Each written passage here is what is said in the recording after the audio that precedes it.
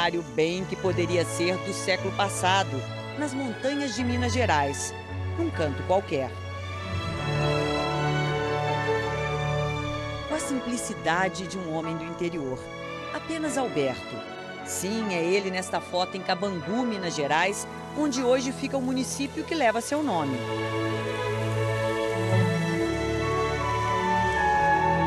O lago continua igual.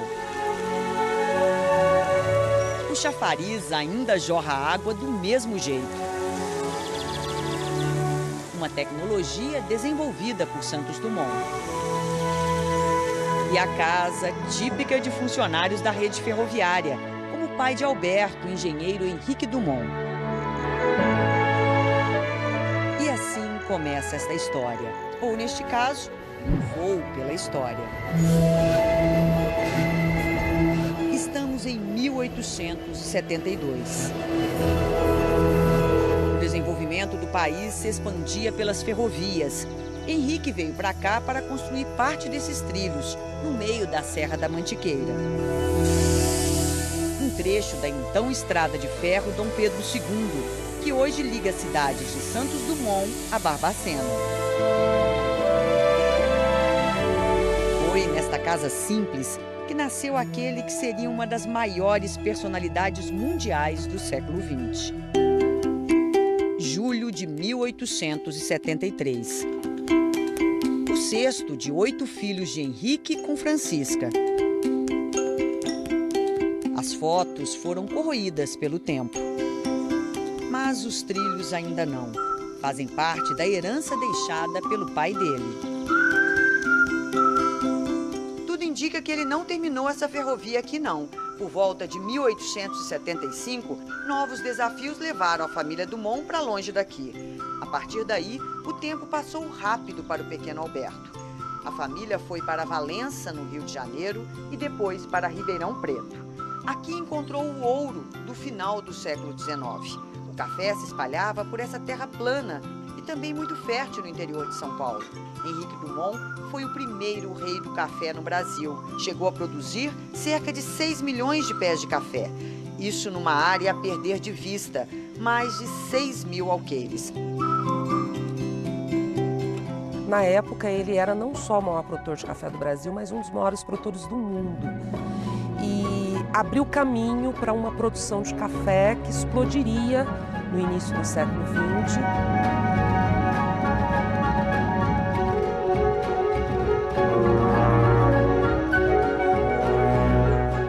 A família Dumont vivia aqui, um casarão simples demais, especialmente para os padrões da época. Sim, tudo aconteceu e começou aqui. E quantos sonhos também moveram aquela criança de 7 anos que desde muito cedo transformou as máquinas da fazenda em diversão. Tão pequeno assim, Alberto já conduzia um equipamento como este, um locomóvel, usado nas lavouras da época. E aos 12 movia essa locomotiva que o tempo ainda mantém, mesmo mal preservada.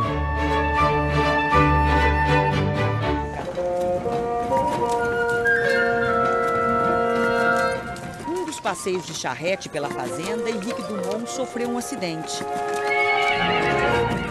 Ficou com parte do corpo paralisada e nunca mais conduziu os trabalhos na fazenda como antes. Teve que vendê-la. E assim, o jovem Alberto seguiu seu rumo. Este menino cheio de ideias nunca foi muito dedicado aos estudos, não. Uma das poucas escolas em que passou foi o culto à ciência em Campinas. Ele é este garoto que aparece bem no canto da foto, um dos poucos registros da sua passagem por aqui. Na época, Santos Dumont estudava nesta sala onde hoje fica a diretoria da escola. Nunca entrou para uma faculdade, mas antes da morte do pai, recebeu sua parte na venda da fazenda de café e uma missão. Vamos ver se você se faz um homem. Prefiro que não se faça doutor. Aqui, bem no finalzinho do século XIX, começou a se transformar para a ciência em Santos Dumont. assinado assim mesmo como neste livro bem guardado no Aeroclube da França, com os primeiros aviadores do mundo. Deu ao sobrenome da mãe de origem brasileira e do pai de descendência francesa o símbolo da igualdade, de quem sempre teve o coração no Brasil e a razão na França. Paris já tinha o mesmo cartão postal. Mas ganhou logo um novo detalhe, a vibração de quem viu pela primeira vez o homem dominar o ar. Santos Dumont é um cientista empírico, é um cientista que está trabalhando no campo, ele não é um cientista de prancheta. Nunca foi, basta voltar ao início de tudo, a este pequeno e charmoso balão. O meu primeiro balão, o menor, o mais lindo, o único que teve um nome. Brasil. Repare o que estava pendurado no balão. Como Santos Dumont não sabia onde ia descer, levava uma bicicleta para poder voltar para casa. Aliás, as bicicletas tiveram muita utilidade na vida dele. Aos poucos começou a enxergar o guidão e o selim como novos objetos aéreos. E deu nisso. Você está diante do dirigível número 1 de Santos Dumont. E voou neste parque calmo de Paris, florido, que ainda serve de lazer para os franceses. O nome também não mudou. Sua trajetória estava traçada. Este foi o primeiro mapa usado por Santos Dumont. E ele decidiu fazer uma garagem para estacionar suas experiências. Nestes anos todos, pouca coisa mudou, mas aumentou o tamanho, claro. Eu estou agora num hangar de aviões de pequeno porte. E mesmo aqui, veja só a dimensão do primeiro hangar do mundo. Ele caberia nesta área demarcada. E olha que nós estamos falando de um gigante para aquela época. E até mesmo esse mecanismo simples, a porta de correr, foi uma invenção de Santos Dumont. E até hoje ela é usada na maior parte dos hangares do mundo inteiro. Essas ideias foram implantadas nesta região da França, Saint-Cloud, um local ainda muito visitado de Paris, diante do maior símbolo da cidade. Cenário para muitos desafios. A cada invenção, Santos Dumont ousava mais. E se arriscava mais também. E as imagens se repetiam. Mas foi este acidente, bem no centro de Paris, que ficou registrado para a história. Veja esta sequência de fotos. A tecnologia nos permite agora imaginar como tudo aconteceu.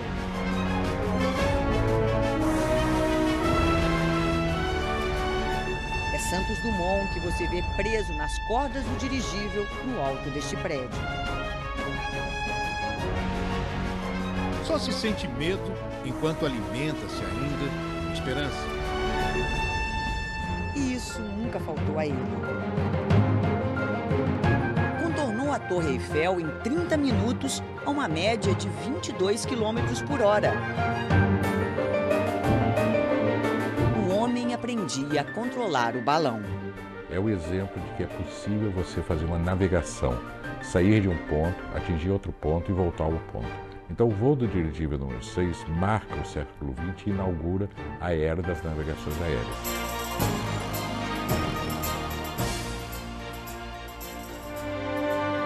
Olhe bem na fachada deste prédio. Aqui morou o inventor, construtor e piloto Alberto Santos Dumont. Neste espaço, cercado por gente e carros de todos os lados, aconteceu há 114 anos um fato, no mínimo, inusitado, mesmo para os dias de hoje. Nosso Alberto simplesmente parou seu dirigível na porta de casa. Eu acabava de chegar à esquina da minha rua. 2 ajudantes puxaram a aeronave enquanto eu subia até a minha casa para tomar uma xícara de café. Foi o menor dos dirigíveis de Santos Dumont, a invenção de número 9.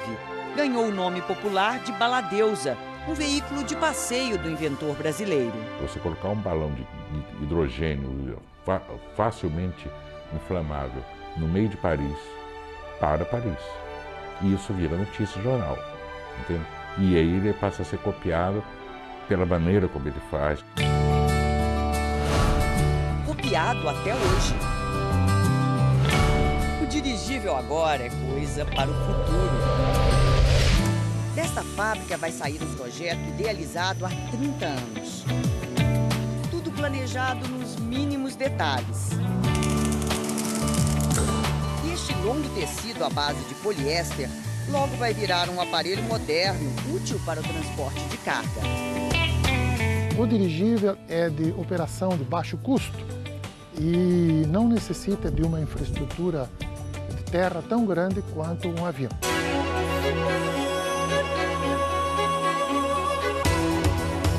Na verdade, já está pronto para o desafio.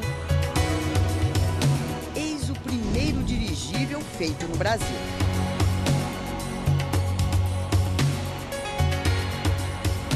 E visto assim, o dirigível do século XXI é mesmo tecnologia pura. Este pequeno gigante aí vai ficar cada vez maior. O próximo passo é carregar 30 até 50 toneladas. Várias soluções foram desenvolvidas aqui. O Brasil já, por si, já é um destaque nesse mundo de mais leve que o ar. Não é de duvidar. Quando ele sai do chão, parece já fazer parte do céu brasileiro. Pode voar cerca de 8 horas direto. E a recepção foi um céu que mudou de cor. Dando boas-vindas a um projeto inédito na América Latina. Como nos bons tempos em que voar de dirigível era coisa apenas para poucos.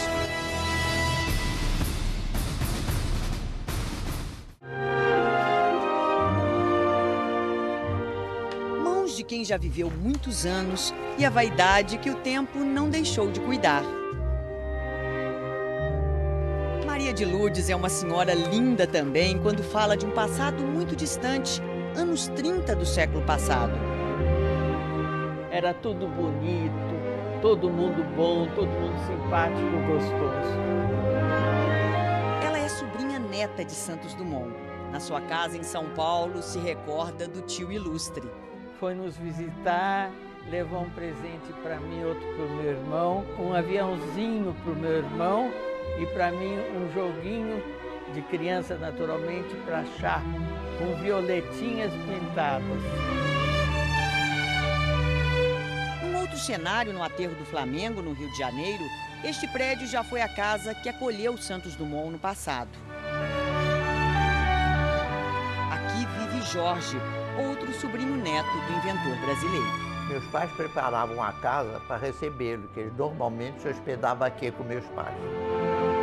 A bandeira que Jorge guarda com carinho é a mesma que foi hasteada tantas vezes na sacada de casa. Nós esticávamos ela para avisar que estávamos com um hóspede importante. Nas lembranças de Jorge, um Santos Dumont bem brasileiro. Ele gostava muito do nosso cafezinho, que nós moíamos o café, que era aqui do jardim aqui da casa, para ele tomar quando ele vinha aqui à casa.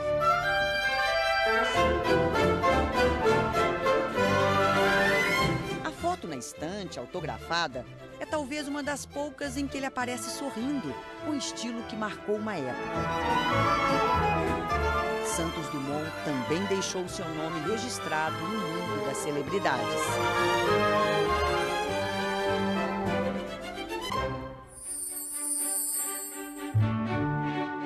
Como alguém assim passaria despercebido? Famoso, bem vestido e com um estilo peculiar. São muitas fotos do acervo de família, hoje distribuídas em museus no Brasil e no exterior. Basta destacar uma delas. Repare no terno, quase sempre de listras finas, no colarinho duplo, no cabelo repartido ao meio. É uma pessoa extremamente requintada, no sentido de ele estar sempre muito bem vestido, muito bem apresentável, e que é uma marca importante para Santos Dumont. Como o chapéu, que podia ser assim ou mais tradicional, ou este criado sem querer por ele mesmo. Relógio de pulso, como a gente usa hoje, para ter o controle social do tempo, é uma invenção de Santos Dumont. Foi um modelo como este que depois virou produto comercial. Santos Dumont era amigo de Louis Cartier. A fábrica já era famosa por produzir joias para as famílias ricas da Europa. E recebeu a encomenda para transformar o relógio de bolso neste aí com pulseira de couro. Na primeira década do século XX, ele é a figura mais importante, não do Brasil, mas uma das mais importantes do mundo. Ele usava um lenço no pescoço, eventualmente. Usava uma pulseira que ele ganhou da princesa Isabel.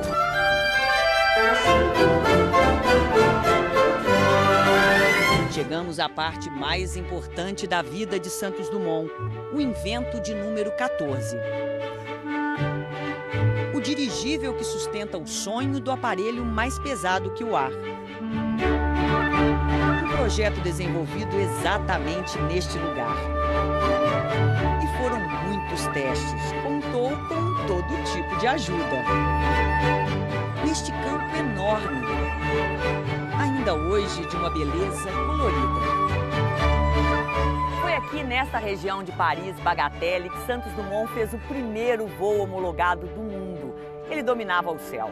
Saiu aqui do chão impulsionado por um motor de 50 cavalos. Uma potência que hoje faz funcionar um barco simples para 5 pessoas. Imagine só a emoção, a surpresa daqueles que viram aqui de perto o homem vencer o ar com controle próprio. Foi assim que o nosso 14 bis foi recebido aqui em Bagatelle. Hoje ficou a foto, o registro do começo de uma história sem fim.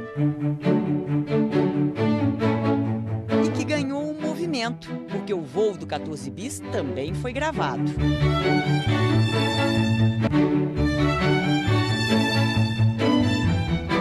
E repare em outros detalhes, Santos Dumont na sua cabine de piloto. Se a gente olha na história da aviação, o 14 bis dá partida a vários outros inventores que conseguem, a partir de então, decolar com os aviões. Mas restou pouco do 14 bis, apenas o sexto, pequeno o suficiente para um piloto de 1,55 m. O avião veste o piloto, então ele consegue estar com a mão direita sempre para controlar a alavanca de subida e descida, a mão esquerda fazendo a roda de direção e com os ombros ele conseguia fazer a torção e o controle do eixo do avião.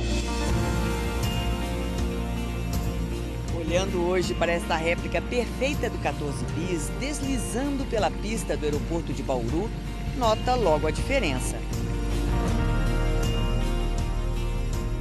Olha como o piloto está em pé, amarrado por cordas. É o único avião da história que o piloto vai em pé, herança dos balões, e que o piloto está amarrado às asas. Uma polêmica. Santos Dumont foi mesmo o primeiro? Minha conclusão é a seguinte: quem inventou o avião, eu diria que é Santos Dumont. Ele inventou um aparelho mais pesado que o ar, que tinha potência para poder sair do chão, que tinha as características necessárias para criar sustentação e que podia voar e pousar. De fato, o primeiro voo homologado do mundo é o do 14 bis. Está registrado. Mas o reconhecimento não é o mesmo no mundo todo. E os pais da aviação são, para os americanos, por exemplo, os irmãos Wright. Destaque no Museu Nacional do Ar e Espaço em Washington, um dos mais importantes dos Estados Unidos. Aqui eles são os primeiros, num voo 3 anos antes do 14 bis, neste avião, o Flyer. Os irmãos Wright voaram antes, em 1903. Eles foram catapultados, então não foi um voo autônomo. Santos Dumont é o primeiro homem a voar dentro de um avião no mundo. Ambos foram importantes para a aviação. imaginar uma imagem assim da nossa Esquadrilha da Fumaça. E a tecnologia de uma câmera especial reduz o ritmo. Quando o 14 bis aparece, bem, dispensa falar em evolução.